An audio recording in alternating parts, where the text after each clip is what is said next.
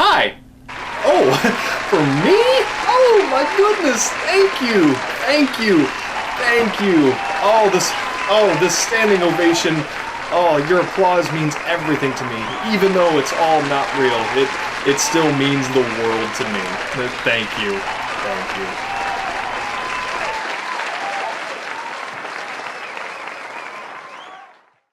I was 24 years old, and my best friend John was driving me home from a mutual friend's place back in the summer of 2010. Now, John usually drives whenever we go places because, frankly, he's the better driver. And you're probably wondering, well, what makes him such a fantastic driver? Well, basically, he's Asian. And as the stereotype has taught us, Asians make the best drivers. Wait. I have a feeling I'm getting that wrong. Oh yeah, that's right. Asians aren't really the best drivers, are they? Well, it doesn't matter, because he's actually only half Asian, and the other half of him is Irish. And if that stereotype has taught us anything, it's that Irish people are drunk all the time. Well, shit. Moving on. I wasn't in the best of spirits on our drive home because I had just found out some pretty devastating news. You see, I had been with my girlfriend at that time for a little over 2 years, and I was in love so hard that it was coming out of my ass. Which is ironic because what our relationship turned into is what usually comes out of it. It's really hard to admit this now, but I was fully ready to marry this girl and give birth to her children. So yeah, I was in love. I had been in love with this girl for, like I said, over 2 years. It had been my longest relationship, and I was happy. I was very happy. Now, she had gone for the entire summer over to Europe for college, and I had been hearing through the grapevine while she was gone that she was involved in some extracurricular activities and had been receiving some very good marks. Yeah, my girlfriend of over 2 years had been cheating on me like it was an Olympic event, and she wanted nothing but the gold. I'd found out from about 2, 3, 4, or 20 of our mutual friends that she'd been messing around on me, and I finally got the nerve to bring it up to her when we had a chance to talk next. Of course, she denied it, and there were a few moments where she sounded like a certain past president when they were presented with sexual allegations that, surprisingly, turned out to be very true. I was on the phone with her and I said, "Look, you cheated on me. Just admit it. I know that you did it." And this was her actual response. "Now, you listen to me, because I'm only gonna say this once. I did not have sexual relations with anyone else." Okay, maybe that's not exactly how she sounded, but that's how I remember it now. And then she said a line that was directly from the character King Roland from the classic Mel Brooks comedy film Spaceballs. "Would I lie?" Yeah, you would fucking lie! And this went on for a little over a week. So, on this night, while John and I were at our friend's house, my girlfriend had called me, and I decided to answer it because why would I not want to miss out on another one of these delightful conversations? This one, though, was different. After a half hour of this usual back and forth banter of me saying, "You're a liar," and she going, "No, I'm not." "Yes, you are." "No, I'm not." Blah, blah, blah, blah, blah. She finally grew a set and told me the truth. "Look, just tell me what happened. If you have any respect for me or our relationship, you will tell me what you did. Please." "Okay. I'll tell you, even though it means I'm gonna lose you forever." So she told me this wonderful fairy tale about several guys that she had come across over the past 5 or 6 months that were in desperate need of her help, and she was the only person around who could supply certain medical attention that would take care of their ailments. When she was asked, the good person in her, she couldn't help it, she obliged by giving them mouth-to-mouth resuscitation on their pant straws. Now, to be fair, she was doing a public service. I had just wished that she had been rescuing animals instead. And by rescuing them, I mean like getting them off the street or taking them to a shelter or keeping them or something, not doing the service she'd been doing for all these guys. that would have created a whole other list of problems for us. Anyway, after she was done telling me her tale of hoe, surprisingly, I was beside myself with anger. I kept yelling at her, and I was calling her every name in the book. You know, you're a slut, you're a whore, you're a bitch, you know, all the classics.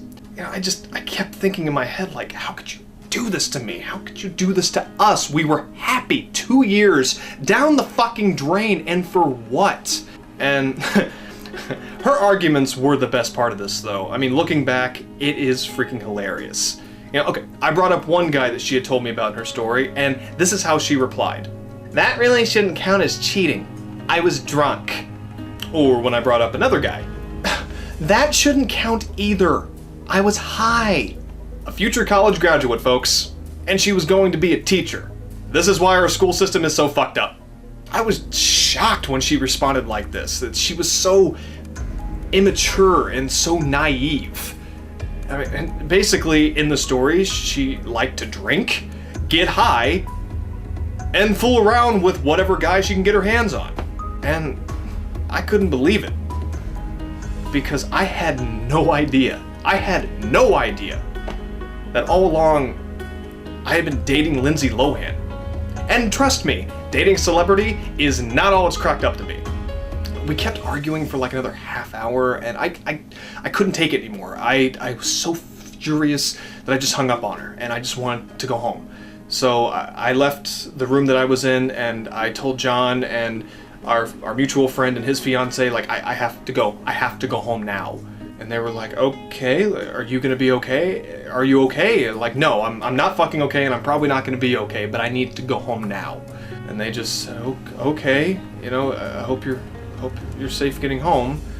And they seemed really worried, but they seemed, you know, like something else is on their mind. So John took me home, and we pulled up to the front of my place, and I was getting out of the car, and, you know, he asked me again, like, you know, are you okay? You know, what's going on? I said, you know, I really don't want to talk about it right now. Maybe we'll talk about it tomorrow. I'm not okay, but, you know, I'll see you soon. You know, just be safe getting home. I always told him to be safe getting home because of the whole Asian-Irish combo thing. So I went to my apartment, and I sat on my bed, and I was just thinking. I was in silence and just thinking. And then suddenly my phone rang, and it was my friend whose place I had just left. I was like, I don't know why he's calling me, but okay, probably to check up on me, so I answered the phone.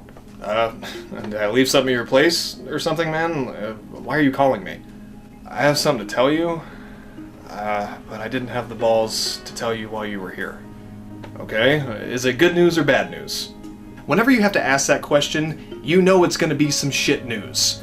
But with the night I was already having, I was hoping for something good. It's pretty bad. Shit!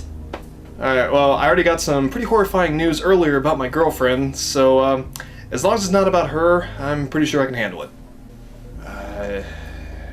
It's about her. Oh. There's a really long silence between us because anybody with half a brain would know where this was going. He decided to tell me the second fairy tale of my evening about how when my girlfriend came up to stay with him and his fiance, probably a month or two before, that he had done stuff with my girlfriend, one of my closest and oldest friends.